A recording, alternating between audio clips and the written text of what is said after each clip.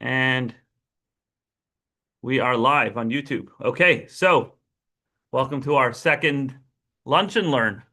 And today is being in the week of Parshas Chaye Sarah, the name of this week's Parsha.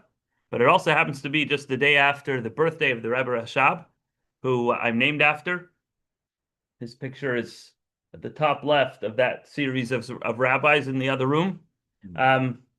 His books actually don't have a lot of books of his, but they're right up here, some of them. See, this one is a little more used. So in honor of his birthday, which was yesterday, he turned a ripe young age of 165. We're going to explore some stories from his childhood and see how even a small child can ask profound questions and truly feel and have empathy for others. But of course, there's the lessons that we can take from them. So just a little background.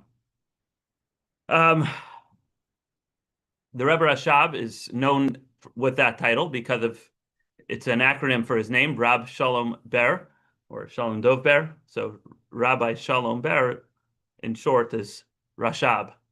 So one of the main achievements that the Rebbe Rashab accomplished was the establishment of the yeshiva called Tomchei Temimim. It was unique in that it established a formal study of Hasidic teachings into the curriculum of the yeshiva. Till then, it was very unusual to have a yeshiva where studying Hasidus was actually part of the curriculum. Here, Hasidism, Jewish mysticism, as taught by the Chabad Rebbes, was not just an extracurricular activity, but it was actually part of the syllabus, if you want to call it that. But there's a reason behind that, and that's because studying in yeshiva is not just to impart knowledge, but it's to realize that these teachings are guidance for our soul. Your door opened by itself. That's it. An angel came in. That's what happened. Somebody came out, feels good. So the point is to refine our character traits, and as he calls it, to be a lamternistic, to be a lamp that spreads light outwards.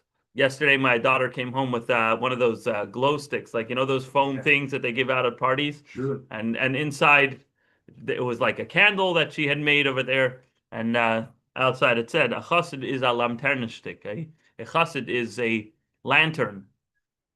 So, at first, not everybody grasped the importance of this idea, but one generation later, when the communist regime rose to power, so he established the yeshiva in 1897.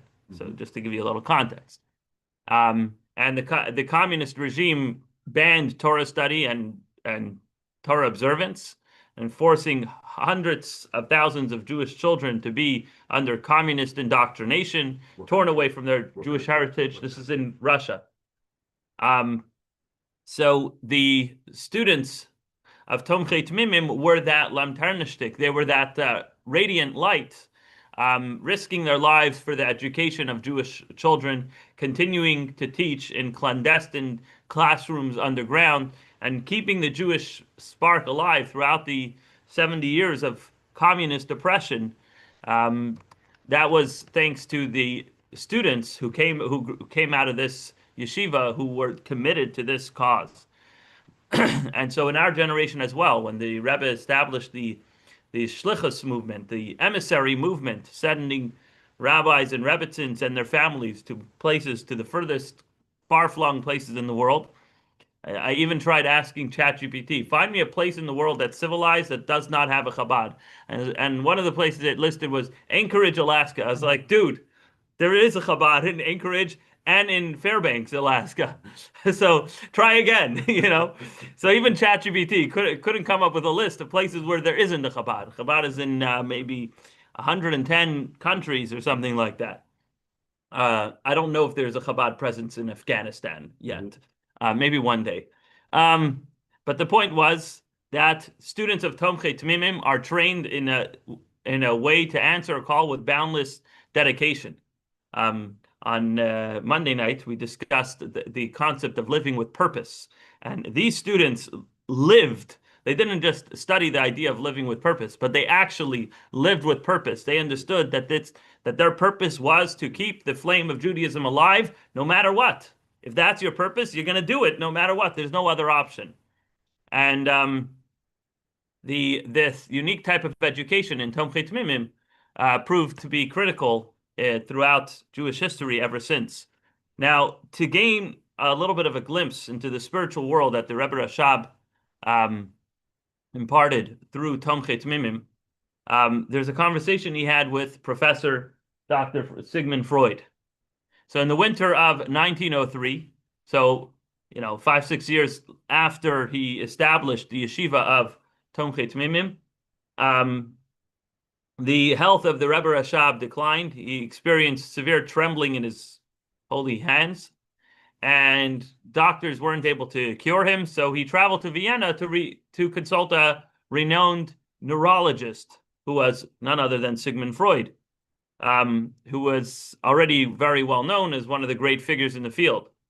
Now, before Sigmund Freud was what he's known for today, which is psychoanalysis and psychology, he was actually a neurologist, and he was deeply intrigued with his to meet the Rebbe Rashab, who was the founder of this Tomchei Tmimim yeshiva, and he had also, really made the study of Hasidism into a curriculum, into something that could be studied in a sequential, comprehensive way.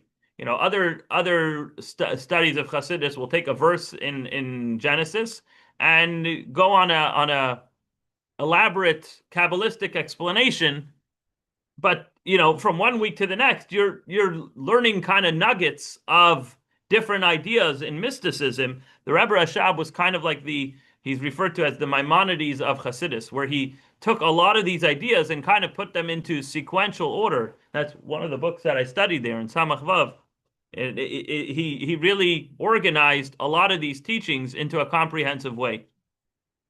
But I'm just saying this so you understand why Sigmund Freud was curious and interested to meet with the Rebbe Rashab. Later on, the Rebbe Rashab's son, his only son, Rabbi Yosef Yitzchak, known as the previous Rebbe, he was born in 1880 and passed away in 1950. And he wrote a lot, actually, just stories and history of his own family. So here he writes the story with his father and Dr. Freud. You want to read, Peter? Sure. Source 1. Professor Freud asked the Rebbe, what is Chahuzud? Hasidut. Hasidut. Yeah. The goal of Hasidut is for the mind to instruct the heart on what is ought to desire, and for the heart to apply what the mind understands, answered the Rebbe.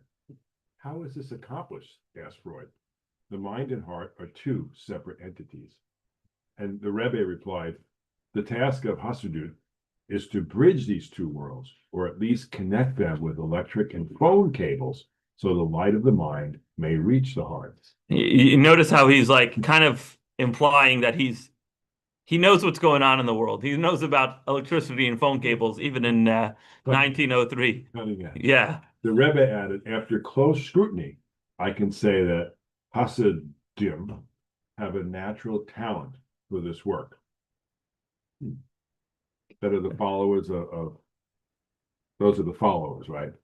Yeah, Hasidim are the followers. So let's see what his answers are, which encapsulate the entire Hasidic approach. So many tend to think that Hasidism, or Hasidut as it's called in Hebrew, sorry, my page is jumping around, is all about emotion, dancing, smiling, enthusiasm. If you look in the Breslov Hasidut, that's very much so. But the Chabad Hasidut is all about awareness, understanding, knowledge, and things that don't just remain in the intellect, but that it should spill over into the heart, that the intellect should develop the ideas of godliness and things that are greater than ourselves, but actually extend into our hearts, so we have a feeling for these greater, more godly things. And so really, it's very much of an intellectual exercise, which spills over into the heart. And the heart is meant to bring all the understanding and insight of the mind into actual life and daily conduct. And as the Rebbe put it, to connect the wires so that the light of the mind reaches the heart. So what does this mean, and how is this accomplished? On the one hand, the mind and the heart are two distinct dimensions of the human psyche. But on the other hand, as Maimonides writes, the human soul is one. So there's a deep connection between the mind and the heart. And the way to create this bond, to stretch these quote unquote electric and telephone wires between the two, is through what's called hitbonenut, which means intellectual contemplation. And when that's done properly, it does indeed spill over into the heart to create passionate emotions for things that the mind has now understood to be of value, right? So we can be emotional about ice cream and a brand new car, but that's being controlled by the heart. The job of Chassidut is to teach the mind what is valuable. That, say, for example, prayer is something of value, Torah study is something of value, being kind to others is something of value. And once I intellectually comprehend that, now I can tell my heart, no, get excited about it. And eventually, with enough contemplation, I can get up from my seat and run towards that mitzvah, run towards that spiritual pursuit, because my mind has now motivated my heart to be as excited about that as it used to be about ice cream. So we see this deep spiritual approach evident in the way the Rebbe Rashab lived his life, even from early childhood. And so we're going to go into a couple of stories about his childhood. So in source 2, from 1965, the Rebbe says the following story. As children, in the presence of the Tzemach Tzedek is the third Chabad Rebbe, the Rebbe Rashab and his brother Rabbi Zalman Aaron, Raza, would play Rebbe and Chassid. Okay, they grew up in a household. Their father was the Rebbe of the time. So instead of playing cops and robbers, they played Rebbe and Chassid. Sure. As Raza was older than the Rebbe Rashab by a year and a half, he would sit in the chair as Rebbe, and the Rebbe Rashab would act as the Chassid, preparing for an audience with the Rebbe. Mimicking the questions Chassidim would ask, which were of both personal and philosophical nature, the Rebbe Rashab asked Raza, "What is a Jew?"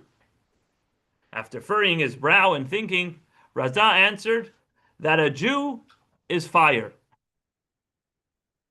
Because he learned that in Cheder that the Lord your God is a consuming fire. So what's a Jew? If he's a piece of God, he's a fire.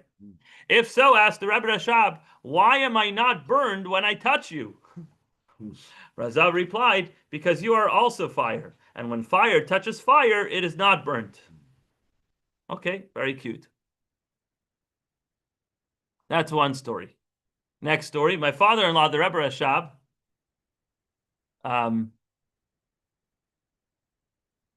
my father-in-law, the Rebbe, so in other words, Rabbi Menachem Mendel Schneerson, the one in the big picture over there, speaks about his father-in-law, Rabbi Yosef Yitzchak, who speaks about his father, the Rebbe Rashab. My father-in-law, the Rebbe, once told a story of his father, the Rebbe Rashab, which happened during the lifetime of the Tzemach Tzedek. That's Rebbe number 3. When the Rebbe Rashab was a child of 5 years old, he was playing with his older brother, Rabbi Zalman Aaron, the Raza, once again. Since both of them were raised in a home where discussion of the Rebbe-Chassid relationship was very common, they decided to play a game of Rebbe and Chassid. The older brother, Rabbi Zalman Aaron, played the role of Rebbe, and the Rashab assumed the role of the Chassid. Raza sat down on a chair and put on a hat like that of a Rebbe. The Rashab, playing the part of a Chassid, entered the Rebbe's room and requested a tikkun, a rectification, a path to repentance for a particular shortcoming of his. This is what he said. This past Shabbos, he said, I ate nuts, and only after I finished them did I remember that the Alter Rebbe writes in his Siddur that it is preferable to refrain from eating nuts that require shelling on Shabbos. because then you're like sorting and separating, and it's considered a Shabbos work. You're free to eat cashews that are already in the bag, not a problem. But if you're eating pistachios out of the shell, that could be problematic. So Raza answered immediately with advice: begin praying from a siddur, not by heart. This is your tikkun. This is your rectification. The Rashab responded, your advice will not help, and you are not a true Rebbe. The Raza asked why. I gave you good advice. Like, what could be wrong about praying from the siddur? The Rashab answered, a Rebbe first lets out a sigh of commiseration, and only then does he give advice. You didn't show me any compassion, and therefore you are not a Rebbe, and your advice is useless. So that's another little insight about the importance of empathy when somebody comes to us for help. Don't just immediately offer help. Show that you care. Take a second to say, oh, wow, that's really painful. So we're going to look at two more stories that the Rebbe told about the Rebbe Rashab, and then the lessons that was learned from them. So in the Torah reading that we read last week, we learned that God revealed himself to Abraham, which took place after he fulfilled the mitzvah of circumcision. As we see in text 4 on page 4, God appeared to him, to Abraham, in the plains of Mamre, where he was sitting at the entrance of the tent in the heat of the day. Keith, you want to read from the next section, the Rebbe? Okay, concerning the 20th of Mar Cheshvan. the birthday of Rabbi Rashad, Rebbe Rashad related an incident with the Rebbe Rashad that took place when he was a child of 4 or 5 years old. On the Sabbath, when the Torah portion of Vayera was read. The Rebbe Rashad came to his grandfather, the Tzemach Tzedek, to receive a blessing for his birthday, and he burst into tears, saying, why did God appear to Abraham, our forefather, and not to us? The Tzemach Tzedek answered him, when a righteous Jew at the age of 99 decides that he must circumcise himself, he is deserving that God should appear to him. Okay. So what's the lesson we can learn? Joe, you want to read for us at the bottom of page 4? There's a child, but page 4. Right here. A lesson for every child. Every child. We have often discussed the lessons in divine service that can be learned from this story. All the stories of our Rebbe's that we know, and especially those that they themselves chose to publish, contain guidance for every individual. We will now consider another point in this story. The Rebbe Rayatz specified in relating this the story that the Rebbe Rashab had been a child of 4 or 5 years old at the time. The words of a Jewish leader, especially those said in public and later printed at his instruction, are certainly deliberate and exact. Therefore, it must be this detail that is not only meant to show the greatness of the Rebbe Rashab, that even as a very young child he was pained that God did not reveal himself to him to the point that he wept about it. Rather, this detail too carries a lesson in divine service for all of us. It follows that although this story contains many lessons for all people, there's also a primary lesson meant even for those of the same age, a child of 4 or 5 in the literal sense. Lessons that is possible to educate even a small child to demand with sincerity and even tears that God should reveal himself to him just as he revealed himself to Abraham. So I'm sure you're all familiar with seeing a 4 or 5-year-old crying, right? Right. 4 or 5-year-olds, that's age appropriate. When they don't get the toy they want, typically, they'll cry. Typically. Yeah. If they want to go on the big water slide and you only let them go on the small water slide, they're going to cry, whatever it might be, right? Right. But what was bothering the Rebbe Rashab at this age? Why doesn't God reveal himself to me? Now, the Rebbe is saying that from the fact that we know this story and that this story was intentionally told over to us, that means that the lesson is that even a 4 or 5-year-old child has the potential to care about these kind of things and not just the water slide and the fancy toy. So here's a little going back a few generations to Maimonides on his commentary to the Mishnah. Talks about what does a child want. You want to read for us? Sure. Source 5. Consider a small child brought to a teacher to study Torah. Due to their young age and limited intellectual capacity, they do not understand the value of Torah study. Therefore, the teacher, who does understand this, must motivate the child with things they like, saying, study, and I will give you nuts or dates or some honey. Mhm. Like this, the child will study and apply themselves, not for the value of what they're studying, because they do not understand its value, but for the reward. The treats are worth more to them than the study. The study is perceived as difficult and intensive, but worth it for the reward. Right. There's actually a custom that when you bring a child to Cheder, to his first inauguration into Jewish school, that we wrap him in a tallis and so that he shouldn't be distracted by anything outside in the world. We bring him to the Cheder, to the classroom, and then we show him the letters of the Aleph Beis, and we pour honey on the letters, and we have him lick the letters off the honey. So to really integrate this idea that the letters of Torah are sweet, but also, as we're saying here, you're giving him honey as a little incentive that he should cooperate, that he should do what we want from him. When the student grows and their intellect matures, and that thing which was once precious to them becomes trivial in their eyes, they start loving other things instead.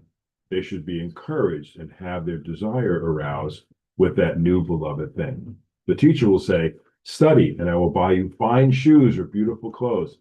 Thus, the student studies not for the sake of study itself, but for the sake of these garments, which in their eyes are more precious than the Torah. For them, that is the ultimate purpose of learning. When their understanding develops further, this too becomes insignificant in their eyes, and they will direct their desire towards something greater. Then the teacher will say, study this section or this chapter, and I will give you a coin or two. In this way, the student studies and strives to receive the money, which to them is more valuable than learning, as the goal of their study is to obtain the promised gold. Mm-hmm. When the child's intellect grows even more, and this too becomes trivial to them, and they realize that such things are of little worth, they will yearn for something higher. And the teacher will then say, study so that you may become a leader or a judge, and people will honor you and rise before you, so-and-so. And the student studies and Like so-and-so. Right. Yeah. It's interesting, the highest possession beyond money is status. In order to attain that position, their purpose then becomes the honor that people give, the respect and praise. All of these things are improper. Right. Concerning such learning, the sages said that it's not for its own sake. That is, one fulfills the commandments and studies Torah, not for their own sake, but for some other goal. The sages warned against this, saying, hey, about for that's ethics of our fathers, yeah. Do not make them a crown with which to magnify yourself, nor a spade with which to dig. They were alluding to what has been explained, that one's purpose in acquiring wisdom should not be to gain honor from others, nor to earn money, nor to make a livelihood from the Torah of God, but rather that the sole purpose of studying wisdom should be the knowledge itself. Okay, so that's the ultimate goal. So it's nice to give incentives and this and that, and then the problem with giving incentives is that at some point you have to transition out of incentives. Otherwise, you dig yourself into a deeper and deeper hole. Now you have to buy him the fancy skateboard. Now you need to buy him a car. And then when you run out of money, or you gave him too much money that he doesn't care for it anymore, now he wants to have status, right? So in the Jewish world, what does status mean? It means becoming a Rosh Yeshiva, the head of a yeshiva. It means publishing books that people are going to read and give you honor, and you're going to speak at rabbinical conferences, but that's not the point. The point is we have to train children, and this goes back to when they're 5 years old and they're just being inaugurated into this whole thing for real. From the get-go, you need to teach them the value of the Torah itself. I'm not saying that you can't give them any candy at all. The point is, you can't lose focus of the ultimate purpose, which is that they should love the Torah itself. So look what the Rebbe says. Maimonides writes at length about how a young child should be taught. They need to be encouraged with things that appeal to them at that age. Study and I will give you nuts and the like, because due to their youth and the weakness of their understanding, they cannot yet grasp the value of true goodness. Here, however, we have spoken of expecting children to be moved and deeply affected, not by material reward and the like, but by the question of why God does not reveal himself to them. You know, Yoey just turned 5, so it's very relevant, this idea of like, how do you educate a 5-year-old, right? This means that children must be educated with the awareness that godliness is part of their life, something they genuinely care about, to the point that they are pained that God does not reveal himself to them as he did to Abraham. If not for the incident that occurred with the Rebbe Rashab, we would not have been able to know whether such a feeling could exist in any Jewish child, since by nature children are drawn, as Maimonides notes, to physical pleasures. We would have assumed that they can only be motivated by material things that appeal to them. But once this incident took place with the Rebbe Rashab, and especially since his son, the Rebbe Rayatz, publicly told the story and instructed that it be printed, it's clear that through this, they revealed and paved a new path in education. From now on, since, 1865? From now on, with proper education, it is indeed possible to transcend the natural limits of children's inclinations and accustom them to desire spiritual things to the extent that they develop a profound longing that God should reveal himself to them. And if we see a Jewish child who does not feel distressed that God has not revealed himself to them, this is not because they are incapable of such a feeling, but because their teacher has not spoken to them from the heart. If the teacher would really make it sound exciting, like imagine God revealing himself to you, and like play it up in such a way where it's like, truly convey the specialty of that, then of course the child will want that too.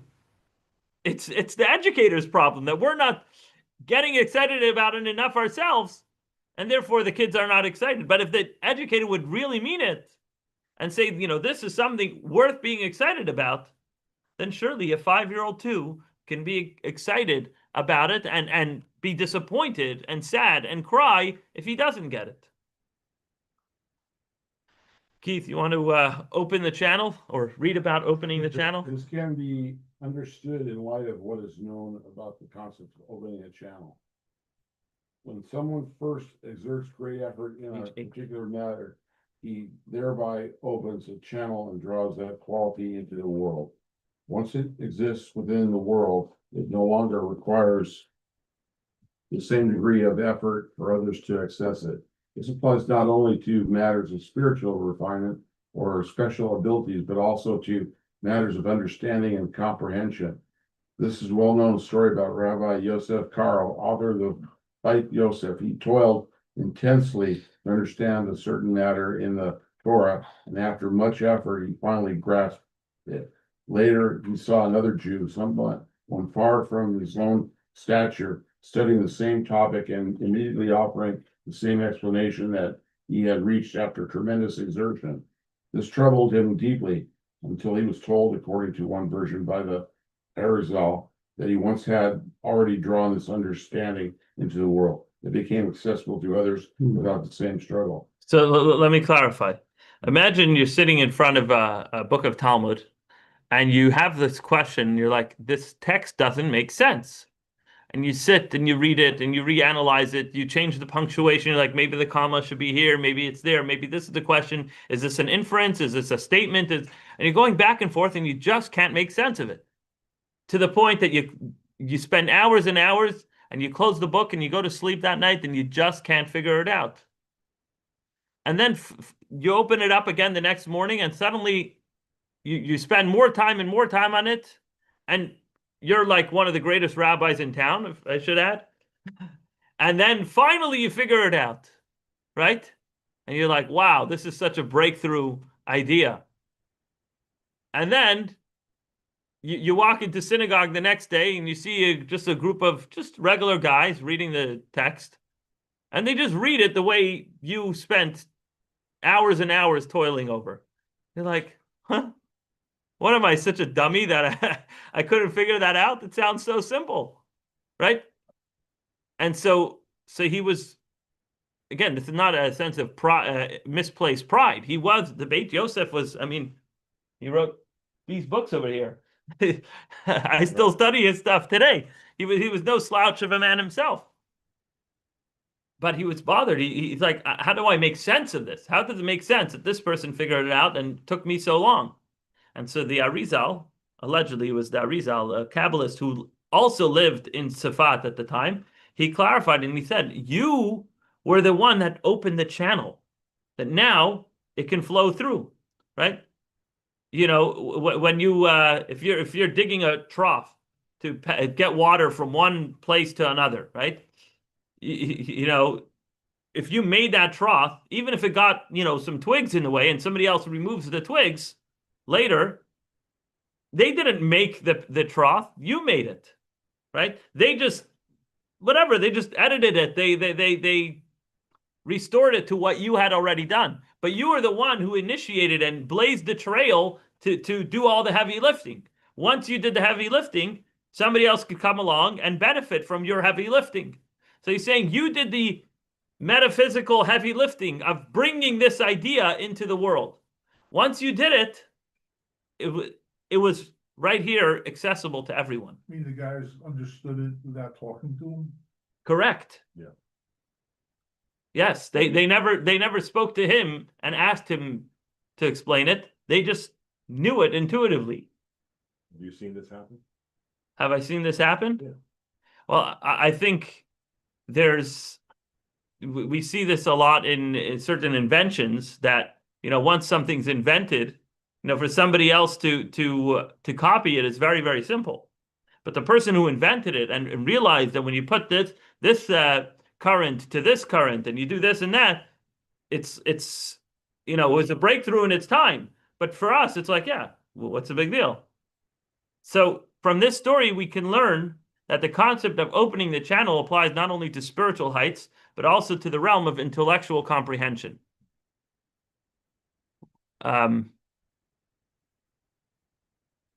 So here's what the Rebbe says further. The Rebbe opened a new channel in the field of education with regard to children's relationship with God. They make it possible to educate Jewish children to yearn for spirituality, not for the sake of reward, but because such things become part of their lives, to the point that they weep over the fact that God does not reveal himself to them as he did to Abraham. In a similar vein, they also opened up a new channel regarding interpersonal relationships. This, too, emerges from a story about the Rebbe Rashab during his childhood. What's that story? When he was 4 years old, again, he was doing a lot of stuff at a young age. A tailor once brought to his home a garment he had sewn for the Rebbe's mother. While the garment was being examined, the young child innocently pulled a piece of fabric out of the tailor's pocket. The tailor was embarrassed and began to explain that he had forgotten about the leftover piece. After the tailor left, so, you know, the kid's, you know, observing the tailor, and he sees, oh, look at that, there's a piece of fabric sticking out there. And the way it works is you buy the fabric and you give it to the tailor to do what he needs to do.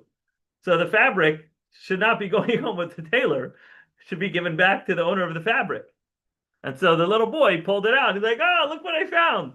Almost like catching him red-handed, right? After the tailor left, the Rebbe's mother reproved her son, telling him that because of what he had done, the tailor had been shamed. When the boy heard this, he burst into bitter tears. A few weeks later, he approached his father, the Rebbe Maharash, and asked what one must do to atone for the sin of publicly shaming another person. His father asked why he was asking. Like, what happened? But the child only replied that he wished to know without saying what had happened.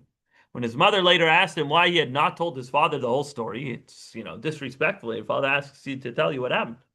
He answered, is it not enough that I have already sinned by embarrassing someone, but I must also transgress by speaking gossip and slander? Who cares? And he couldn't have said the story without a name because they knew who the family tailor was. So that was the story. So even he was so careful at such a young age about not embarrassing somebody. Joe, you want to read about crying for someone else's feelings? Page 11. There you go. Crying for someone else's feeling. On initial examination, this instance of shaming another person does not seem to have been a particularly serious offense. The account specifies that the Rebbe Rashab pulled out a piece of fabric, quote, innocently, unquote, meaning unintentionally, and moreover was not done in public. Only his mother was present. Nevertheless, as soon as he heard that the tailor had been embarrassed, it affected him deeply to the point of bitter weeping. This shows that his distress did not stem primarily from the fact that he himself had caused embarrassment and might therefore deserve punishment from the very fact that a fellow Jew had suffered shame. For this reason, he also refused to tell his father what had happened, even though withholding the reason for his question might have seemed to border on disrespect towards his father. Moreover, even if he had told him, it would have been only for the purpose of correcting his misdeed. Yet he could not bear to talk about something that drew attention to something negative about another Jew in any form whatsoever. Since this story has been told to us with emphasis on the fact that the Rebbe Rashab was only 4 years old at the time, it serves as proof that it was indeed possible to educate every Jewish child, even at that young age, to feel and act in a similar way. Okay, so here's the lesson. Crying without delay. The lesson from this is to educate our children to have such great sensitivity for others, to the point that even at the age of 4, they should already react with heartfelt emotion to the point of tears if they realize that they have caused someone embarrassment. As in the case of the Rebbe Rashab, the moment he was told that what he had done amounted to shaming another person, there was no need for anyone to explain to him. He immediately burst into tears. In the same way, a child should be educated so that when he is told that his actions constitute shaming another person, he instinctively reacts with sincere tears. And even when this situation is like the one described here, where it did not occur publicly, yeah, it happened in their own house, and concerned only a small piece of cloth whose ownership might even be debatable, and was done unintentionally. Mind you, could be the tailor really was saving it for later and he was planning on doing something with it. The child should be raised with such sensitivity that the matter troubles him deeply enough to bring him to tears. You know, I noticed we see this with twins. My wife's younger brothers, the twins, Yassi and Yisrael. Not recently, but when they were younger, I noticed whenever one of them got hurt, the other one was physically hurt as well. You could see they were in pain as well. There was something about them. Just they say that this is common with twins, that you see the interconnectedness of feeling the other person's pain is very, very real. And if that's possible with twins, it's possible really with anybody if taught and educated to really care and feel about somebody else, to actually experience that on a regular basis. Now, Rebbe continues to say, in order to be able to educate our child in this way, we must serve as a living example and conduct ourselves accordingly. One might argue, what difference does it make how the parents behave? Children should accept the truth regardless. Yeah, nice try. Since this is a teaching of the Rebbe Rashab, or of his successor of the Rebbe Rayatz, isn't that enough, regardless of the parent's own conduct? Which is true. And by the way, every Chabad child knows the story of the Rebbe Rashab crying about Abraham not revealing himself to him. That's a very, ask Leah Menachem. I don't know if Yogi knows the story by heart yet, but certainly my 8 and 10-year-old, they can roll that story off their tongue. They've heard it so many times. And the idea about caring about things that are worth caring about is something that you could educate a child. Now, hopefully we live it ourselves and we emulate that lifestyle. But the Rebbe is saying that that's not optional. You can't just give over the information and say, well, like as parents, we can't be like what was that story of the professor who was he was a health professor and he was talking about the ills of smoking. And then he went outside after the lecture to have a cigarette. And they asked him, what kind of hypocrite are you? You just told us about how terrible smoking is, and here you are smoking a cigarette. And so he said, and tell me, if I had given a math lecture, would that make me a triangle?